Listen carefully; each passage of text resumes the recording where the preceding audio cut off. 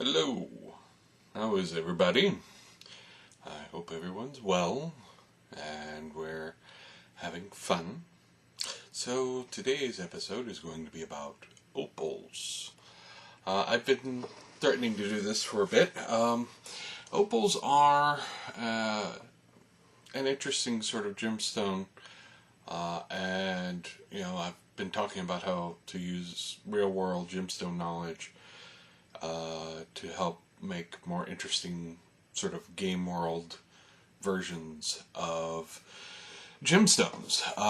And in particular, opals are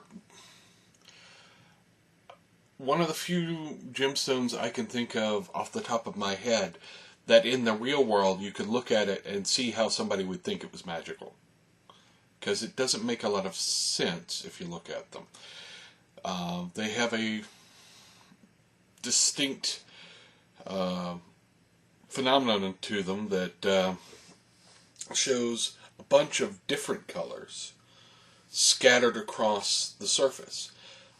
They show a unique sort of depth to them as well, where that color seems to show a structure inside the stone.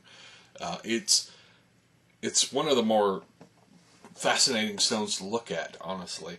And I look at a lot of gemstones all day, so not actual. I'm not a jeweler, but I have to look at pictures of gemstones all day, and I keep looking at the pictures of opals because they are so fascinating to look at. That changing color, that shifting color across the surface, and I'm going to have like images throughout this video of what those look like, right? That shift of color is called play of color when you're talking about them. It's also sometimes referred to as fire, and a friend of mine referred to that as being interesting because the fire comes from water. The opals are pretty common around the world. You can find them everywhere. And they are formed by silicates depositing due to basically flooding. And then, as the water recedes, they form into sort of these silicate stones. Now, for the vast majority of the opals in the world, they don't have that play of color. And, they aren't that interesting, and they are referred to as non-precious as a result. But you can find some that have this phenomenon, and they've been around for a long, long time. Pliny the Elder in ancient Rome wrote about them, so they've been around for a good long while. The phenomenon varies based off of a lot of things, but it's caused by little sort of spherical nodes in the material that formed when those deposits were formed. Basically, when the water was sort of compressed and flooding happened and those little nodules happened. They're really tiny. I mean, they're like 150 nanometers, something like that. They're super small. And they form in stacks, sort of like you had a bucket full of these little spheres, little tiny spheres formed up. And so you have a bucket of them, almost, or a line of them. And the light hits them and changes direction, gets refracted, and in that process, it produces color. Different colors based off of which bit of those spheres it's hitting. and what angle it's hitting from. And that's why when you turn the opal and look at it from different angles, it looks like the color is changing from different angles. This is why you get a wide range of color. You'll get everything from, amethyst purple to emerald green, and they're all sort of in that same material. And it is a play of light. It is purely based off of light passing through a line of spheres in 150 nanometers. This is obviously far bigger than that. 150 nanometers you're not actually going to be able to see easily with your naked eye, but that doesn't matter. The light gets spread out as it passes through the material. So you end up with this sort of delightful play of color. Now, there are a lot of different kinds of opals in the world, but if you tell people you're getting an opal today, they assume you're getting it from Australia. 90 some odd % of all the opals in the world come from Australia. All the precious opals, the ones with that play of color that people like. And that wasn't always the case. For many years, centuries really, almost millennia, I guess, the strongest region that you would find them in is Hungary, in Europe. And when opals were discovered in Australia, actually some of the jewelers from Hungary tried to dispute they were in fact opals. But they are, and the Aboriginal myth, it ties it to their creator showing up in the world, and the reign of opals were associated with that. So it already has that sort of magical tints to it. The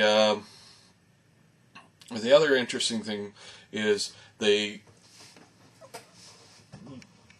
vary quite widely based off of where they come from, despite the fact that they have very similar means of coming into existence. A Mexican fire opal, which is a thing that exists, the Mexican fire opal. That sounds neat. It sounds like a sort of made-up, fantastical thing, but it's a Mexican fire opal. It has sort of an orange or reddish color to it, and is somewhat transparent. So you can see through it, at least the light will pass through it, right? And that's fascinating to look at, but it also leads to a difference in how they're handled. So the classic opals that people think of when they think of opals, when they get them from, from Australia, or I guess Hungary, is they are somewhat occluded. You're not going to see all the way through them. They might have some light pass through, but they tend to be pretty dense, and they are usually presented in cabochon cut. I've talked about this before. Cabochon is sort of the dome shape cuts that you'll see on gemstones, where it's some form of round, usually round. There's sometimes some squares, but they're round, and there are no facets or hard edges to it. It's sort of a dome structure, whereas faceted cut is like this, where there are edges and angles, and what people tend to classically think of as a gemstone. Now, when you're looking at fire opals, you will see those often get cut in a faceted way rather than cabochon, because you have that translucence to them, because they have that light pass through, and you end up with these really sort of dazzling, fiery colors to them. They have play, but not quite the same kind of play of color that you find in the Australian ones. But you do get a sort of dazzling, bright orange when light passes through them. And so that makes them very pretty to look at. And it makes for, again, a very magical looking stone. And there are other regions around the world where you can find precious ones. Still make them in Hungary, Brazil, where, one of those few places around the world that all the gemstones come from for some reason. And Ethiopia also has a pretty strong market of them.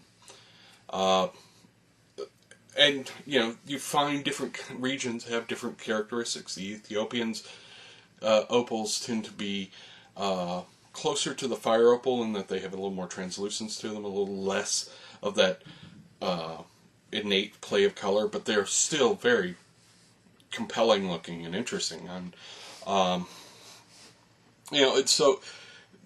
the opals very much manifest the character of the region that they're in, I guess is a good way to put it, if you're looking for a way to handle them on a magical level.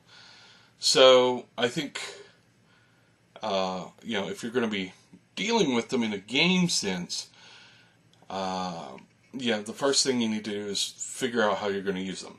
Unlike the jade, which I talked about before, there aren't a whole lot of opals that are used in any sort of utilitarian way. They are used as decoration. They are used as gemstones. You are using them to make necklaces and rings and crowns and what have you. So when you're looking at them, you're going to want to look at using them in that fashion for your game world or your fantasy world that you want to use them in. But because they have such a varied texture based off of where they come from, that might make an interesting story in and of itself for your game world. The opals from this particular region, the fire opals from this particular region, are known for containing fire magic better. Why not? Whereas the deep blue opals, and yes, they do come in blue, are more tied to water magic. You could see a lot of different ways that they could be used. The classic sort of play of color kind that Australia's known for.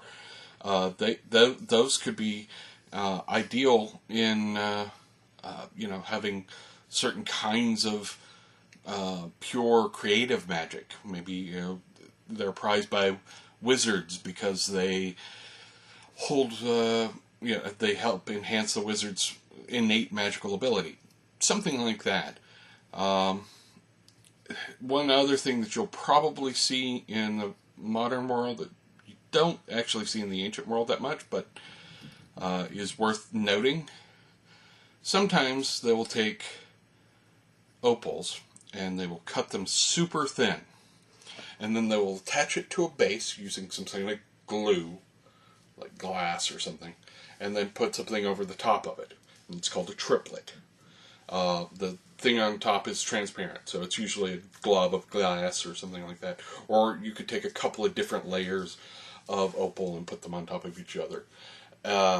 And this is sort of how you can affordably get an opal, because a full opal all by itself is actually expensive, but the triplets, they're kind of cheaper. So you might want to look at, what do the local customs do to make the sort of cheap, easy to use ones? Does that affect the magic or not? So it's something to look at. I've shown a number of images here of some lovely opals that are examples that you can find online. But the thing with opals, beyond the sort of beauty of them, and they are beautiful, is their beauty is transient, I guess. That it is changing. It is based on the region that they're found in a way that a lot of other gemstones don't deal with. So I think that those are elements that you want to concentrate on if you're going to use them in your game or use them in your fantasy world as a source of magic, as a component in magic.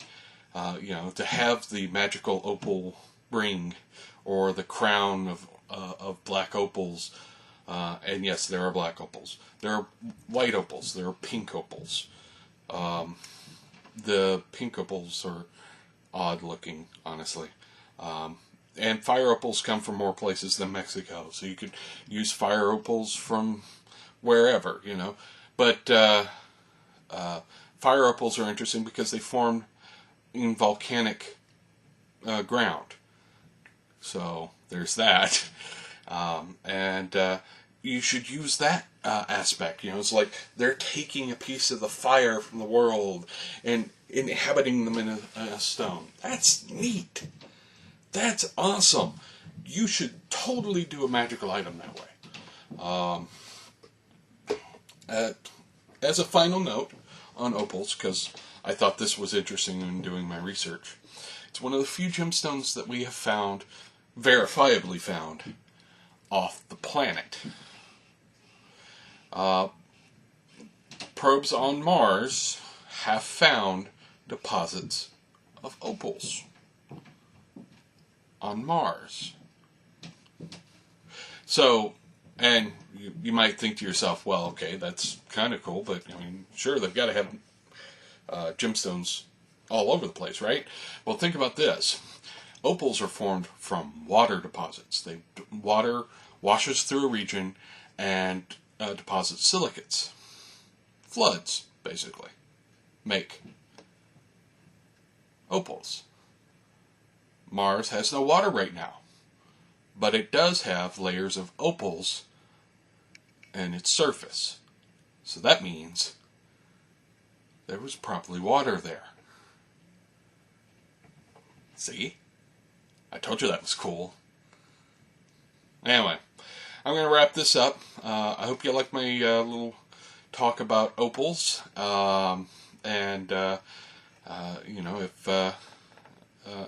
If you think I should maybe do some more about opals, let me know. I've got a lot of research material. I was wondering about, how much I put in here, how much to talk about. There is a lot of stuff about opals it's worth talking about.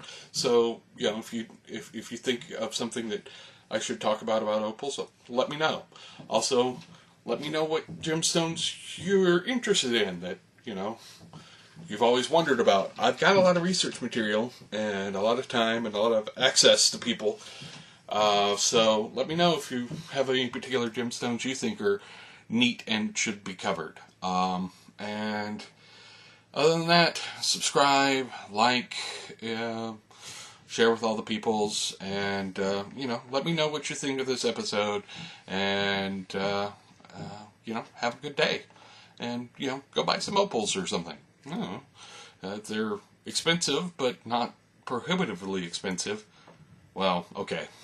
My day job is at a place that sells jewelry. I'm going to wrap this up with just this last note. One of the items we have on sale on our site is $400,000. It's an opal. They can get kind of expensive. You can also get them for cheaper, but, bear in mind, there's a range there. But anyways, I'm going to wrap this up. Y'all have fun, and I'll be back later. Bye.